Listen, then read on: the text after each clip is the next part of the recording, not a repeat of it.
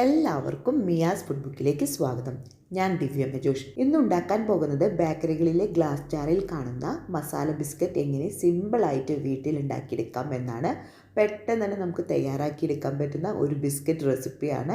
അപ്പോൾ വീട്ടിലുള്ള എല്ലാ ഇൻഗ്രീഡിയൻസും വെച്ചിട്ട് നമുക്ക് സിമ്പിളായിട്ട് തന്നെ ഉണ്ടാക്കിയെടുക്കാൻ പറ്റും.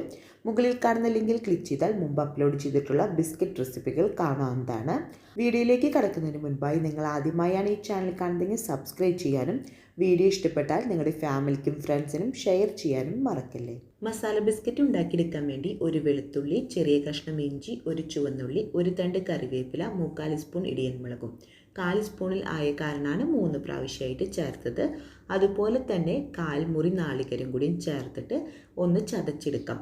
അപ്പം ഞാൻ ചോപ്പറിൽ നല്ല ഫൈനായിട്ടാണ് ഇവിടെ ചതച്ചെടുത്തിട്ടുള്ളത്. ഇതൊരു ബൗളിലേക്ക് ഇട്ട് കൊടുക്കാം. ഇതിലേക്ക് 1/4 ടീസ്പൂണിൻ്റെ പകുതി ഏലക്കായപ്പൊടി, അതുപോലെ തന്നെ പകുതി പട്ടപ്പൊടി, പകുതി പെരുംജീരകത്തിൻ്റെ പൊടി, അതുപോലെ തന്നെ ഒരു 1/4 ടീസ്പൂണിൻ്റെ പകുതി ഉപ്പും പൊടിയും കൂടി ചേർത്ത് കൊടുക്കുന്നുണ്ട്. ഇതിലേക്ക് നമുക്ക് ബട്ടർ ചേർത്ത് കൊടുക്കണം.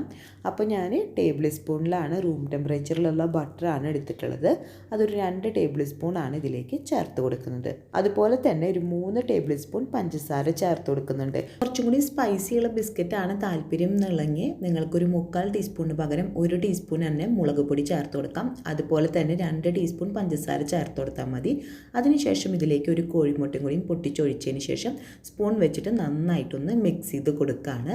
അപ്പോൾ ഇത് മോൾക്കും കൂടിയും കഴിക്കാൻ പറ്റുന്ന രീതിയിൽ ഉണ്ടാക്കിയ കാരണമാണ് കേട്ടോ അധികം ഓവറായിട്ട് സ്പൈസി ആവാത്തത്.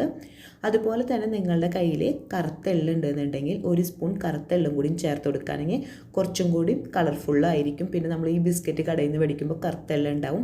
അപ്പോൾ എൻ്റെ വീട്ടിൽ ഇപ്പോൾ അവൈലബിൾ അല്ലാത്ത കാരണമാണ് ഞാനത് ആഡ് ചെയ്യാഞ്ഞത്.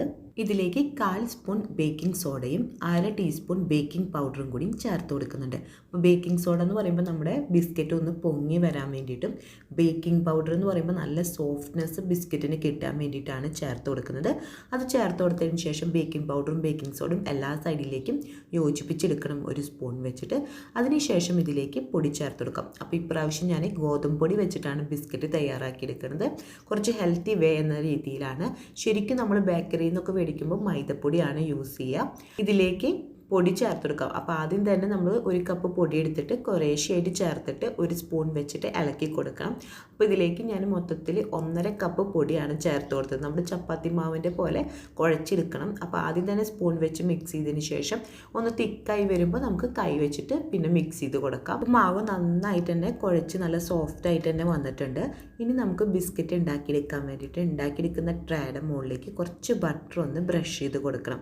അപ്പോൾ നിങ്ങളുടെ കയ്യിൽ ബട്ടർ പേപ്പർ ഉണ്ടെന്നുണ്ടെങ്കിൽ ബട്ടർ പേപ്പർ വെച്ച് കൊടുക്കാം. ഞാൻ ഇപ്പോൾ ബട്ടർ പേപ്പർ ഒന്നും വെച്ച് കൊടുക്കുന്നില്ല, ഡയറക്റ്റായിട്ട് ട്രേയിലേക്കാണ് വെച്ച് കൊടുക്കുന്നത്. അപ്പോൾ കുറച്ച് ബട്ടർ എല്ലാ സൈഡിലേക്കും ഒന്ന് ബ്രഷ് ചെയ്ത് കൊടുത്തതിന് ശേഷമാണ് നമ്മൾ ബിസ്ക്കറ്റ് ഷേപ്പ് ചെയ്തിട്ട് ഇതിൻ്റെ മുകളിലേക്ക് വെച്ച് കൊടുക്കുന്നത്. കുഴച്ച് വെച്ച മാവിൽ നിന്ന് ചെറിയൊരു പോർഷൻ എടുത്തിട്ട് കൈ വെച്ചിട്ടൊന്ന് റോൾ ചെയ്ത് കൊടുക്കുകയാണ്. അപ്പോൾ 2 കൈ വെച്ചിട്ട് അതിൻ്റെ ഇടയിൽ ഒന്ന് റോൾ ചെയ്ത് കൊടുക്കുമ്പോൾ പെട്ടെന്ന് തന്നെ നമുക്ക് റോളായി കിട്ടും. അതിനുശേഷം കൈ വെച്ചിട്ടൊന്ന് പ്രസ് ചെയ്ത് കൊടുക്കുകയാണ്. നമ്മൾ കട്ട്ലേറ്റിനൊക്കെ ഷേപ്പ് ചെയ്യുന്ന പോലെ ഒന്ന് ഷേപ്പ് ചെയ്ത് കൊടുക്കണം. അപ്പോൾ ഞാൻ റൗണ്ട് ഷേപ്പിലാണ് ഷേപ്പ് ചെയ്ത് കൊടുക്കുന്നത്. കടയിൽ നിന്നൊക്കെ മേടിക്കുമ്പോൾ റൗണ്ട് ഷേപ്പിലാണ് ഈ കുക്കീസ് കിട്ടാറ്. അപ്പോൾ അത് കാരണമാണ് റൗണ്ട് ഷേപ്പിൽ ഒന്ന് ഷേപ്പ് ചെയ്ത് കൊടുക്കുന്നത്. അതിനുശേഷം നമുക്ക് സൈഡൊക്കെ ഒന്ന് ശരിയാക്കിയതിന് ശേഷം ട്രേയിലേക്ക് വെച്ചെടുക്കാം. ഇതേപോലെ തന്നെ ബാക്കിയുള്ള എല്ലാ കുക്കീസും നമുക്ക് തയ്യാറാക്കിയെടുക്കാം. ഒരു എഗ്ഗ് ബീറ്റ് ചെയ്തെടുത്തതിന് ശേഷം ബ്രഷ് വെച്ചിട്ട് ഇതിൻ്റെ മുകളിലൊന്ന് ബ്രഷ് ചെയ്ത് കൊടുക്കുകയാണ്. കടയിൽ നിന്ന് കിട്ടുന്ന കുക്കീസ് പോലെ നല്ല കളറും ഗ്ലേസിങ്ങും കിട്ടാൻ വേണ്ടിയിട്ടാണ് ഇതുപോലെ എഗ്ഗ് വാഷ് ചെയ്യുന്നത്.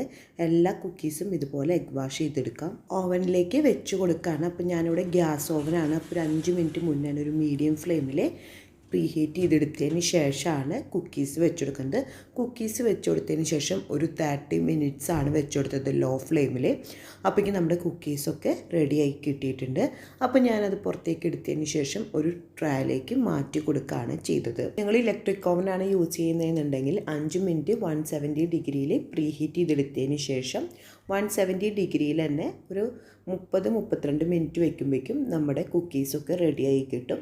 അപ്പോൾ അല്ല നിങ്ങൾ സ്റ്റൗ ടോപ്പിലാണ് വെക്കുന്നതെന്നുണ്ടെങ്കിൽ കുക്കറിൽ കുറച്ച് ഉപ്പിട്ട് കൊടുത്തിട്ട് അതിൻ്റെ മുകളിലേക്ക് നന്നായി ഒന്ന് പ്രീഹീറ്റ് ചെയ്തെടുത്തതിന് ശേഷം അതിലൊരു വട്ടിട്ടിട്ട് അതിൻ്റെ മുകളിൽ വേണം കുക്കീസ് വെച്ചെടുക്കാൻ. നമ്മൾ കേക്കൊക്കെ കുറേ എണ്ണം അതുപോലെ ബേക്ക് ചെയ്തെടുത്തിട്ടുണ്ട്, അതുപോലെ നമുക്ക് ഉണ്ടാക്കിയെടുക്കാൻ പറ്റും. അങ്ങനെ നമ്മുടെ അടിപൊളി മസാല ബിസ്ക്കറ്റ് ഇതവിടെ റെഡി ആയിട്ടുണ്ട്. അപ്പോൾ എല്ലാവർക്കും ഇഷ്ടമായി എന്ന് വിചാരിക്കുന്നു. എല്ലാവരും ട്രൈ ചെയ്ത് നോക്കണം.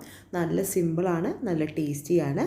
അപ്പോൾ എല്ലാവർക്കും വീഡിയോ ഇഷ്ടമായി എന്ന് വിചാരിക്കുന്നു. അടുത്ത ദിവസം പുതിയ വെറൈറ്റി റെസിപ്പി ആയിട്ട് വീണ്ടും വരാം. Thanks for watching. ബൈ.